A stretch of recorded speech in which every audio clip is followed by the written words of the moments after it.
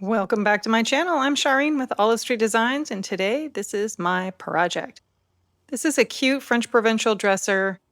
It's probably not that old. I don't think this is a vintage piece. And it's got some wear and tear on it, some chunks missing out of it. Of course, it's worn from just being moved around and vacuumed and all of the things, so it's got some wear on it. And I feel like it just needs to be freshened up. I look at French Provincial and I think sweet and charming and not really dark. So I think I'm going to completely change the look of this. The first thing I need to do is get the hardware off, and that proved to be a struggle right from the beginning because these screws. I don't know why someone thought that these were a good idea, but they get me every time. I'm like, oh, it's a Phillips. Oh, no, it's not. it's more of a flathead than a Phillips. It just happens to have an X on it. Anyway, flathead screwdriver solves that problem. Next, go in with some cleaner. This is actually a degreaser. And I just want to clean off all the years of waxes and polishes and stuff from our hands because it will affect, one, when I'm sanding, and two, it may affect adhesion. So we give this a good cleaning before we start just to make sure and get all those things off of there. I'm numbering every drawer as I take it out, and time for some more cleaning. There are some serious dust bunnies in here that I'm going to wrestle with. Get those out of there. That is so satisfying. I don't know why. That just always like, oh, that feels good. This is also a great time to inspect those drawer guides, and they're all looking fantastic. So we got everything cleaned up and inspected. We're good. Time to put the interface pad on my sander.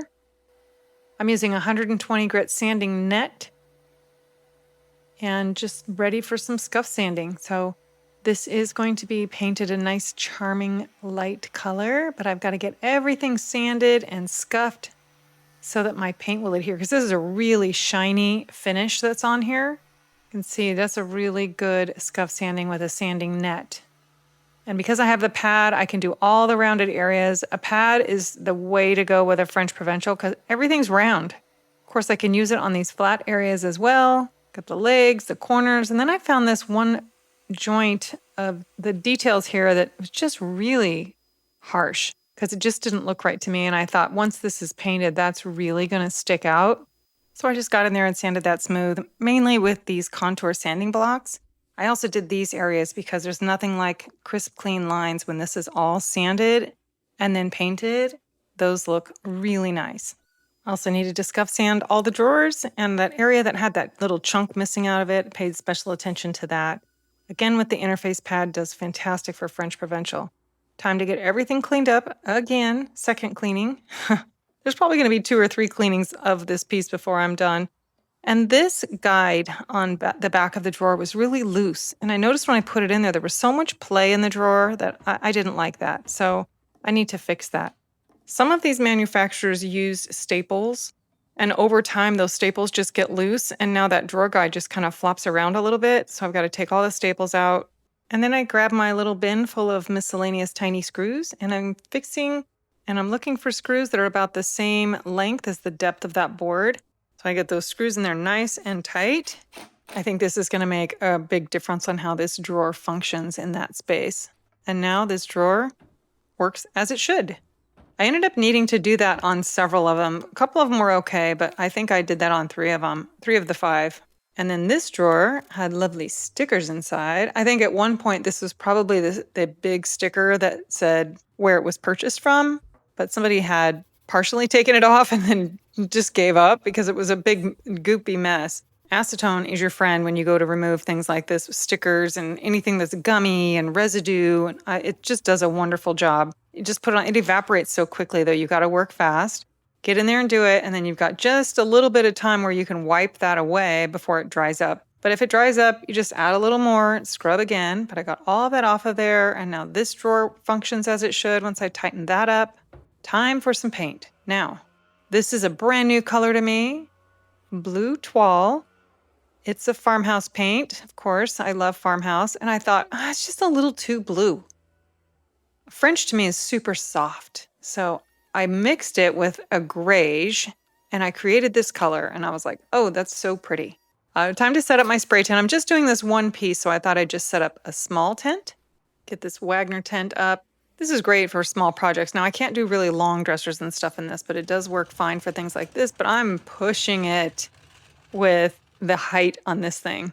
Now, of course, I'm 5'10" and I barely fit inside of it. So that's going to max out at 6 feet. I don't have a lot of working room. Clamp those up there and get a little more head space for me. And then this is primer. I'm kind of touching the top of the tent as I spray. This is not ideal, but I'm going with it. It ended up working out just fine. If I just had maybe 1 more inch, it would have been better. But getting a nice coat of primer on here. This is a tinted sticks primer. And again, I'm looking at my colors. The one on the right is the original, and the one on the left is the one I mixed. And I'm like, which one do I go with? I think I'm going to stick with my plan and use the lighter one. Sanding in between every coat because I want this to be buttery smooth. Just getting everything wiped off with a wet microfiber towel. And here we go with paint. Now it looks completely white. I got this on here, and even in my mind as I'm spraying, I'm looking at it going, yeah, this just looks white. Now it just looks like a cool white because it's got the blue in it. That is the original blue, and now that I look at it, I'm like, what was I thinking? Why did I paint that light color? All right, so taking all the drawers out so I can touch up these areas, and I am using back to the original color. I decided, you know what, I don't need to mix this. This was the perfect color to start with. I had found the perfect color that I wanted this dresser, and I don't know why I felt like I needed to mess with it.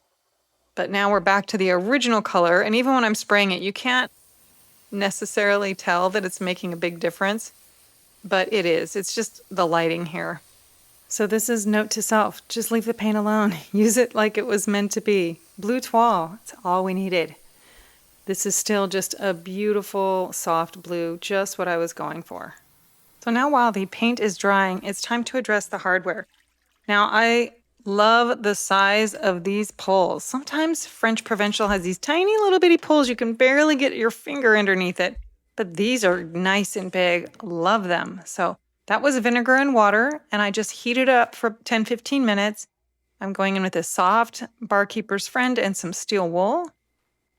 And I have gloves on. Wear gloves when you do this. Barkeeper's Friend has oxalic acid in it, and you just use it once in a while, not a big deal, but I'm going to be here for a bit scrubbing these and scrubbing these and scrubbing.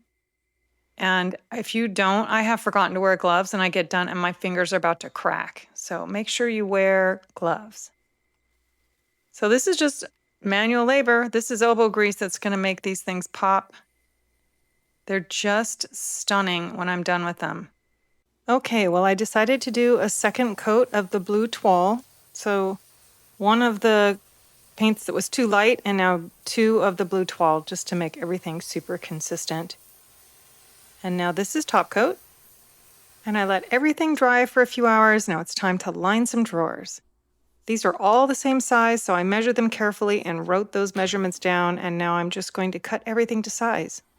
Now, some people like to put cut it a little big and put it in there and then cut it with an X-Acto knife, and my corners look horrible when I do that, so I do it this way. I dry fit it, make sure it fits, take the backing off, I kind of flop it in the drawer and smooth it with my hand, and then a plastic putty knife to make sure it's stuck down in the drawer very well and no air bubbles. It works fantastic. And then time to put that beautiful hardware back on the drawer. And let's take a look back at where we started. Remember, this was not necessarily a bad dresser. I just felt like it needed to be a little more Frenchy. And this, to me, is what Frenchie means. Just something soft and subtle, but still very beautiful. And that blue toile really was the right color. Yeah, I love the soft, smooth lines of this. It's very feminine, and I just think now this is ready for a new home and a new life. I hope you like this as much as I do, and if you like to watch furniture refinishing as well as get helpful tips and tricks, be sure to hit that subscribe button and follow for more.